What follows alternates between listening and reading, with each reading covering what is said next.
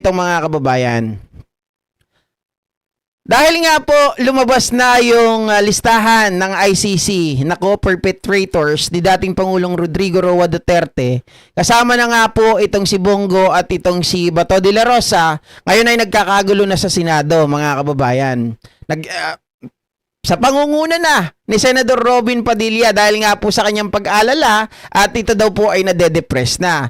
Pinarinig ko kanina sa inyo mga ka-GPnatics. Kaya may tanong ngayon dito, mga kababayan, para maligtas sa ICC, eto na ba yung hudyat? Eto na ba yung magiging hakbang ngayon, mga kababayan, para maglaro daw ng apoy? Etong si Senator Bongo, mga ka-GPnatics.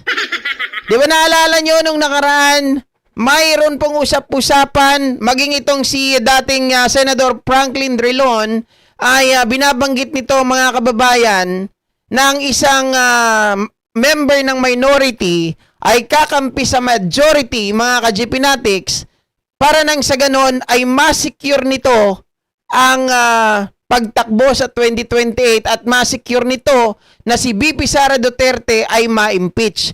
Pero ngayon, ibang usapan naman mga kababayan. Medyo iba-iba talaga yung mga komento ng bawat tao. Kasi ngayon, ang usapin mga kababayan, mga ka-GPnatics ay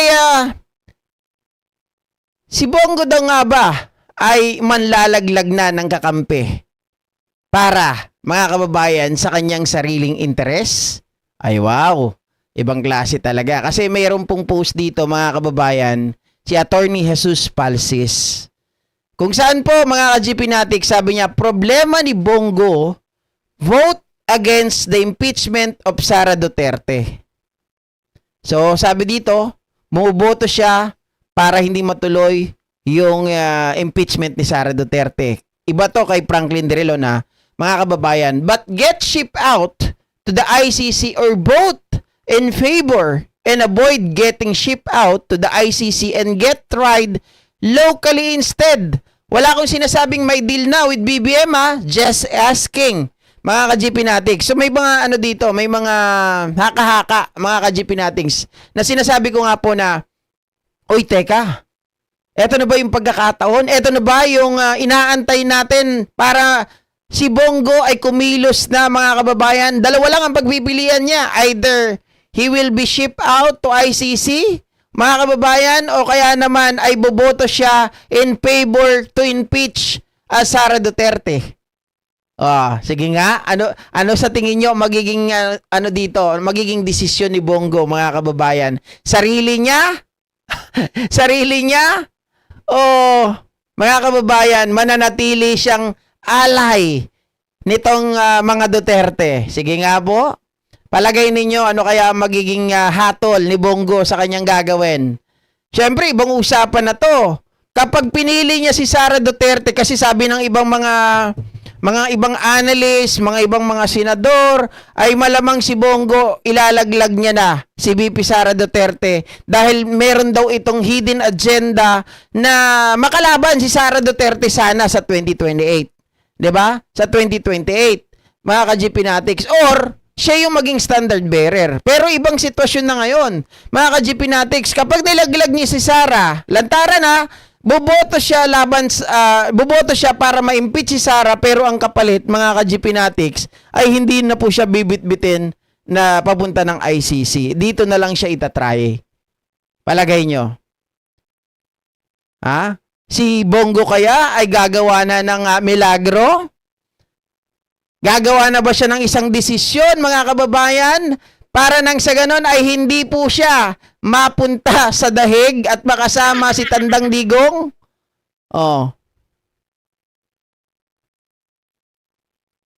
Sabi ni Jenny Ramos, gusto ko lang mabasa yung mga comment nyo. Sabi ni Jenny Ramos, boboto yan sa impeachment kasi may sariling adhikain din yan.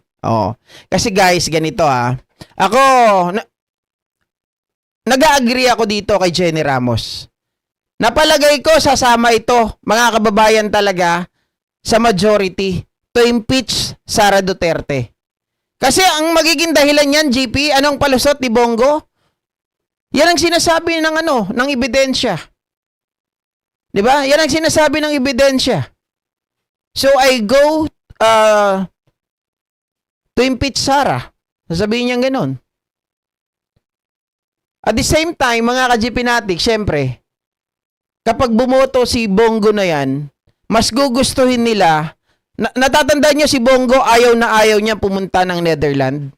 Ayaw na ayaw niya pumunta, mga kababayan, dun sa dahig.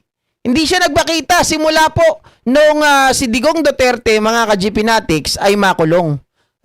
March 11, 2025, mag-a-anniversary na etong si Digong, mga kababayan, sa March 11. Hindi pa po nagpupunta doon si Bongo. Ibig sabihin, ayaw na ayaw ni Bongo, mga ka-GP Natics, na makulong. 'Di ba? Kasi nga, nag-aalala sila, baka mamaya nandun sila sa dahig. Even si Bato de la Rosa, hindi rin po siya pumunta ng dahig. Okay? Nagpunta doon sa malapit, pero hindi mismo sa Netherlands. Ibig sabihin, may takot to mga to kasi iniisip nila, baka, mga kababayan, timely, ay hulihin na lang sila kapag nandun sila. Tama? So, ayaw nila. Ngayon, palagay ko si Bongo, hindi to papayag na madampot. So, gagawa ng paraan ito. Kakampi ito para ma-impeach si Sara, kapalit, mga ka-GP Natics, ay dito na lang siya matry. Na makasuhan na lang siya dito. At pag sa ganon, may pag-asa pa siya. 'Di ba? May pag-asa pa siya. Hitting two birds in one stone. Pag inimpeach si Sara, si Bongo mangyayari, syempre may impeach si Sara, matatanggal, makakatakbo si Bongo. Pag nanalo siya bilang mga kababayan, nakatakbo siya. Oh, tatakbo bilang presidente. Oh, malay nyo, manalo. Malay lang natin, 'di ba?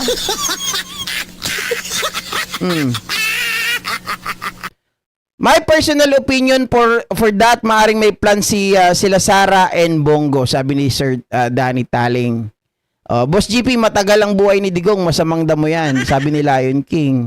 Alam na, bonggago na guilty siya kasi no-show sa Den Haag. Diba?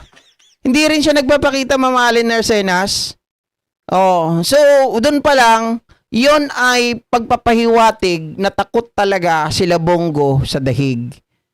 Kaya kahit na mahal nila si Digong, sabi niya mahal na mahal niya si Tatay Digong, hindi niya matanggap, iyak siya ng iyak, di siya makatulog. Pero hindi sila mismo hindi pumupunta doon. 'Di ba? Palagay ko hindi yan. Binoto kasi pag nagpunta siya doon, mahuhuli siya. Rebecca, ayaw mo ba mapusi Inday? Ayaw niyang pumunta sa dahig pag nalabasan ng warrant, no choice na yan. Budol ng malasakit. Natatakot na sa sariling multo, mga inayupak, ayaw lumapit sa dahig, baka di na makabalik sa Pinas. Correct. 'Di ba? Kaya nga, mga ka-GP Natics, marami ang nag-iisip ngayon. Kita nyo sabi ko nga si Bongo, meron talagang master plan. Meron talaga tong big na gustong mangyari sa buhay. Yung makuha yung highest position in the land. Ngayon pa lang, nag-iikot-ikot na yan si Bongo. Kung saan-saan nyo yan makikita. Pag may sunog, punta kayo doon. Pag may aksidente, nandun yan si Bongo. So, sa palagay ko, ilalaglag na nito talaga si VP Sara Duterte. Kapalit, mga ka-GP Natics, nung kapalit po nung dito na lang siya i-trial. Baka, ang iniisip mo dyan, GP, paano mangyayari yon? Baka may magkaso kay Bongo rito. Kasi tingnan po natin, mga ka-GP Natics, pag may nagkaso kasi kay Bongo dito, na parehas po nung sa ICC, maaring ma-overseed nung local case, yung doon sa dahig.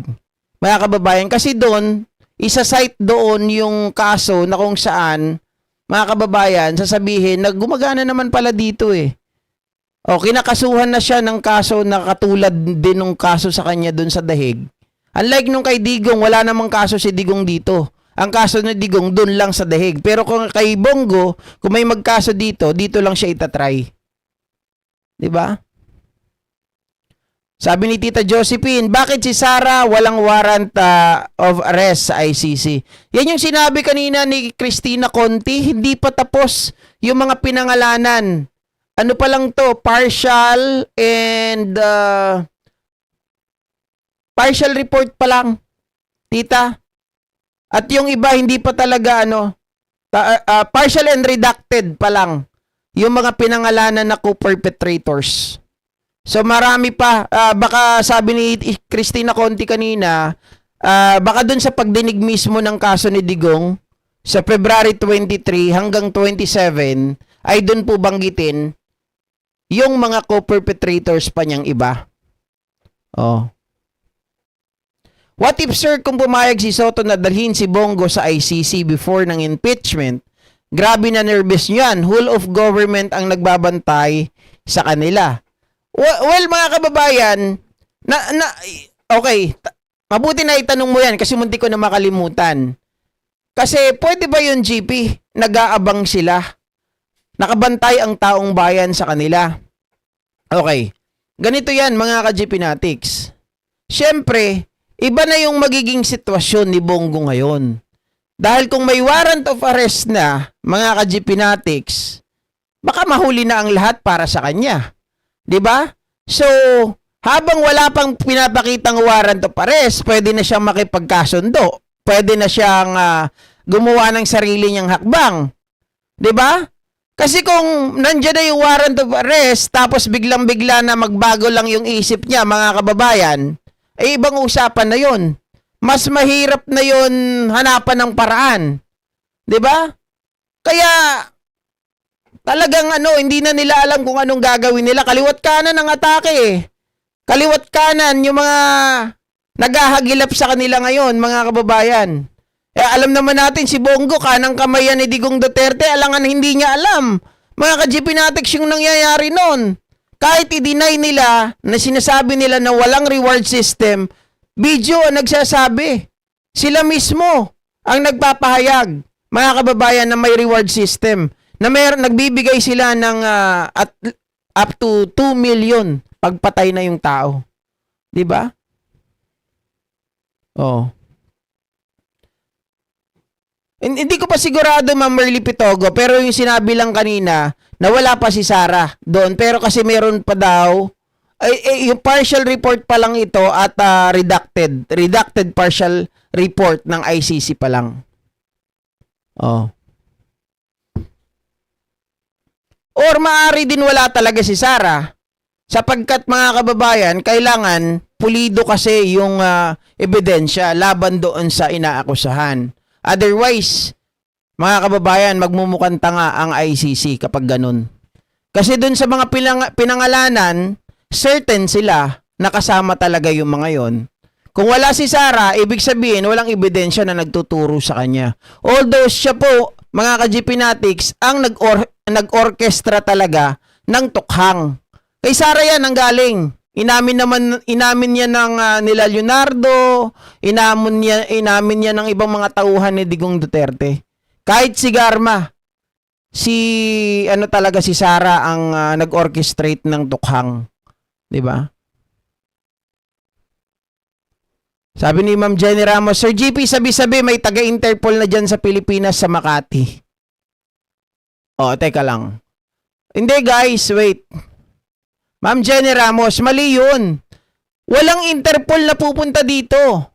Alam niyo kung bakit, Ma'am Jenny Ramos? Ang Interpol dito ay yung mismong natin, uniform personnel natin. Okay, yung uniform personnel natin. Sila po ang mag-i-implement kung merong warrant of arrest. Sila po yung mag-i-implement nun. Hindi po Interpol mismo. Ang Interpol, nandyan lang yan, mga ka-GP Natics. Kumbaga, paano ko ba sasabihin nun? Dahil wala nga silang physical na police, mga ka-GP Natics, yung police natin ang magiging Interpol since tayo po ay kasapi. 'Di ba? Pag nahuli si Bato, magkakaroon na rin ng hustisya ang pagkamatay ni Percy Lapid, sabi ni Ma'am Irma Kapuyan. Isa pa yan, Sabi ni Pebbles, may kinalaman daw si Bato dyan. Pero wala pa tayo, di pa natin sigurado. Di bale, hindi kasali si Sara basta ma-impeach para manahimik na siya. Sir GP, nagtataka lang ako bakit may mga umiidolo pa rin sa mga Duterte. Ano meron? Hindi ko rin masagot eh. Guys, ang hirap sagutin yan. Siguro, marami kasing ganito ang paliwanag ko dyan. Marami rin kasing nauto, maraming nabola nung panahon ng war on drugs. Sa totoo lang, 'di ba, yung ginawa nila na cover, kasi cover lang yun eh, yung pinapatay yung mga maliliit na tao, yung mga nakatsinelas, cover yun. Pero yung mga akala nila mga kababayan, totally na na-wipe out yung issue ng droga. Pero ang totoo, yung root, 'di ba? Yung pinakaugat ay hindi po nawawala. Kasi yun, kaya binabanatan nila yung maliliit para ipakita na kayang-kaya nilang pumatay, na kayang-kaya po nila na i-wipe out yung maliliit. Pero ang hindi nakita ng mga kababayan natin na iba na naniniwala sa mga Duterte ay yung malalaking tao. Kagaya po nung mga pagpasok ng mga lifter, di ba? Yung mga lifter na biglang nawawala, meron daw lamang droga yon. Yung mga tawag dito sila Michael Yang na hindi nahuhuli, na sinasalo ni Digong na wala daw kasalanan, na hindi daw ito drug lord. At marami pang iba na mga pagawaan ng droga di umano dyan sa Davao. Diba?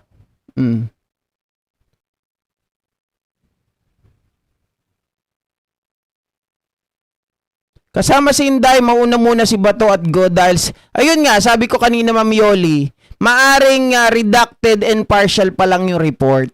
Ayon dito kay Cristina Conti. Okay? Kaya hindi pa nakita yung pangalan ni VP Sara Duterte. Kasi nasa H pa lang daw. Wala pa yung I. Diba? Yung I onwards. Wala pa. Hi Ma'am Becca Marquez. Ayun. Diba, Sir GP, di ba si Magalong may party din siya noon nung panahon? Meron, Ma'am Jenny Ramos. Meron. Inamin niya yan sa interview. Kausap niya ata doon si si Karen Jimeno. Hindi. Si Karen Jimeno ba yung kausap niya? Napanood ko yung interview niya ni Magalong noon na sinabi niya na may alam siya. Na pinagtatanggol niya pa nga si Digong na implementation lang daw ang mali. Tama daw yung tawag di policy ni Digong. Implementation lang ng mga pulis daw ang mali. Oh. Na brainwash at sagad-sagad sila sa pinagbabawal na gamot. Libre mahuli man, walang kaso dahil protektado sila nung Duterte's clan. Oh my. Alright. So ayan mga ka-GPnatics, hanggang dito na lamang po ang ating live streaming ngayong hapon. Thank you so much ulit sa inyong lahat. At magsama-sama po muli tayo sa mga susunod na live streaming at mga videos natin. Salamat at magandang hapon po.